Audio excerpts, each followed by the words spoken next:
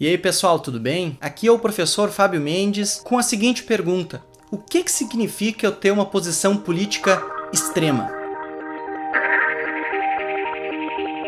É muito importante a gente saber quando que a gente tem uma postura extrema, seja em política ou seja também em outros aspectos. Aqui nesse vídeo sobre extremismo de esquerda ou de direita, o assunto não vai ser exatamente o nazismo, a União Soviética ou sobre as ditaduras dos diferentes países. Aqui eu quero mais que a gente pense sobre o que significa o extremismo e o modo como a gente se relaciona com ele. Daí depois dá para buscar os fatos sobre cada um dos países, da história, e daí vocês veem o que quiserem. Talvez podem deixar um comentário aí se gostariam que eu fizesse um vídeo sobre algum deles. Mas agora é a questão sobre extremismo. O que significa ter uma postura extrema? Vamos ver o nosso esquema ali sobre posições políticas. Tá ali o esquema. A gente tem aquele espectro ali que vai da extrema esquerda à extrema direita, passando por um centro. E as extremas, elas são autoritárias, né? E eu tenho diferentes posições ali, que eu fazendo uma linha vertical, eu vejo qual é a possibilidade daquelas posições serem de extrema, serem de centro, e aí vai.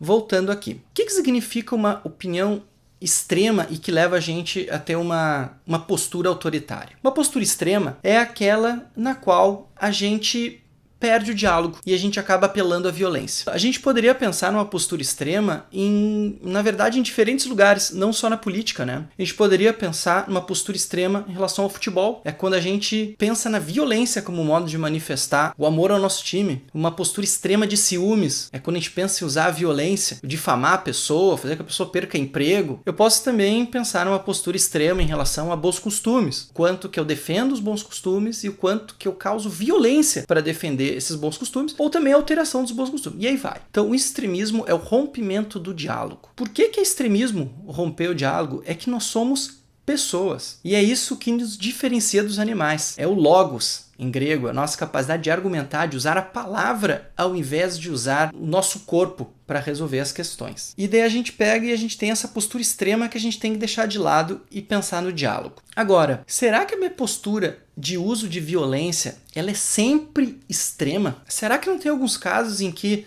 eu posso, de uma forma legítima, usar a violência? Será que eu vou estar sempre sendo extremista se eu achar que eu tenho que ir para as vias de fato? E a gente nota que tem uma ideia básica sobre legítima defesa. Ou seja, eu estou sendo agredido, então eu uso a violência física para prevenir uma agressão, para prevenir a minha vida ou afetar a vida das pessoas que eu amo. Isso leva também a um problema. Eu vou reagir a uma violência com uma violência. E eu posso pensar que isso é uma forma de me manifestar politicamente, dizendo assim, ó, eu estou sofrendo uma violência, por isso eu estou devolvendo com uma violência. Eu vou dar um exemplo, que é o exemplo do caso dos Panteras Negras, né, que é um movimento americano em que lutava para ter uma igualdade de condições entre negros e brancos e usou desobediência civil e mesmo atos, né, que a gente pode dizer que são de violência para conquistar o seu direito. Havia uma discriminação racial. Esse era o único caminho? A gente vai ter que discutir. Mas era isso que dizia, era um uso legítimo da violência. Aqui no Brasil, a gente pode pensar no movimento do sem terra. Ah, porque eles são vagabundos, é que... Cara, várias opiniões podem ser emitidas, certo? Mas vamos pensar o que isso tem a ver com a nossa questão do extremismo. Eles dizem o quê? Que eles são trabalhadores e que eles não têm lugar para plantar. Ou seja, eles não têm o seu direito à alimentação garantido. Então eles dizem o seguinte, a gente pode ocupar latifúndios improdutivos, e é isso é uma coisa legítima, porque a gente está sofrendo uma discriminação, e a Constituição fala em combate à desigualdade também, que vai atender a função social, e aí vai. Então assim, está sofrendo uma violência, eu reajo de uma forma legítima, reajo. Gente, eu não tô...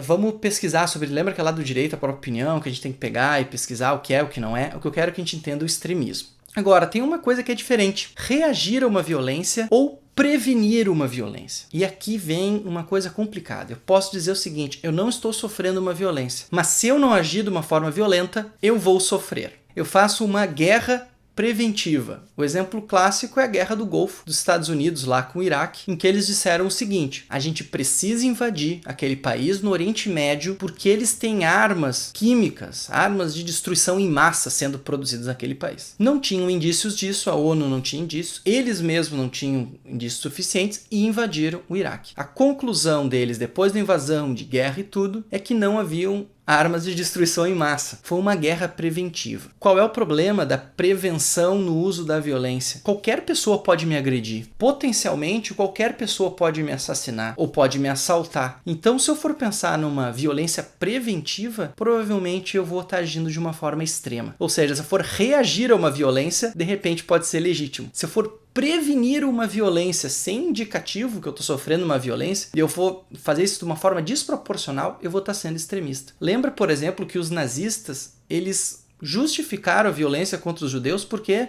eles estavam se prevenindo de uma questão que os judeus dominavam um mercado financeiro. Lembra que Getúlio Vargas inaugurou o Estado Novo porque tinha ameaças de uma revolução comunista e ele fez um golpe em cima. É difícil saber qual que é a prevenção. Mas a gente tem uma falácia relacionada a isso. Eu posso tentar justificar uma opinião extrema inflando ou inflacionando um risco. Ele é um risco. Começo a dizer que ele é um risco muito, muito, muito, muito grande, então eu devo tomar uma atitude de força. Isso é uma falácia que a gente viu lá no vídeo sobre as falácias, que é a ladeira escorregadia. Eu faço uma série de suposições e chego à conclusão que eu devo fazer alguma coisa. Eu chego à conclusão, então, que eu devo usar a violência para oprimir uma opinião política contrária ou um certo grupo. Por quê? Porque eu tenho toda uma suposição de planos e tudo mais. Até onde que é suposição, até onde que não é. A gente vai ter que ver. Mas nota que é difícil, né? Senão eu posso justificar qualquer violência sempre dizer que é uma legítima defesa da minha suposição. E aí que tá o problema da extrema, né? A extrema ela vai usar essas suposições para dizer que ela tem que ter um uso excessivo de força. Então como é que a gente faz? A gente tem que pensar que tem casos de violência que rompem o diálogo. Isso é uma postura extrema. Que a gente sempre tem que tentar buscar o diálogo, né? Então, sem acusar que o outro vai cometer uma violência se eu não tenho um indício muito claro disso. Tem um cuidado que é o seguinte, quando a gente começa a dizer, por exemplo, começa a pensar que a violência de um campo político ele é justificado a ponto de violências sofridas por outro campo político não receberem repúdio. Então, por exemplo, se eu tenho algum político assassinado, executado de qualquer partido, todos os outros partidos têm o dever de ir ao velório, de dizer que isso foi um absurdo. Absurdo contra quem? Contra esse partido? Se eu disser que é uma coisa só contra um partido, eu tenho um problema. Dizer assim, ele sofreu a violência, mas tudo bem, porque era do partido tal. Não importa qual partido. Eu tenho que ir ao velório. Isso é uma coisa que vai contra o quê? A capacidade de diálogo. Vai contra a política, não só contra esse ou aquele partido. Então a gente tem que... Como é que a gente faz a ver as posturas extremas? A gente vê essa violência, essa justificativa da violência por uma questão preventiva. Como é que a gente foge de posturas extremas? Insistindo no diálogo. E assim a gente vai ter, de repente, uma extrema esquerda, uma extrema direita e um centro-esquerda e centro-direita que vão dialogar muito bem e fazer política. A política está no centro, fugindo de extremismos. Porque senão a gente volta a ser animais. A gente vai usar violência para combater violência, a gente tem mais violência, mais violência, mais violência, numa guerra de todos contra todos, como diria o Hobbes. A gente começa a acabar com a violência quando a gente acredita no diálogo. Certo, gente? Fugindo de posições extremas, conversando como adultos. Vamos lá que a gente consegue.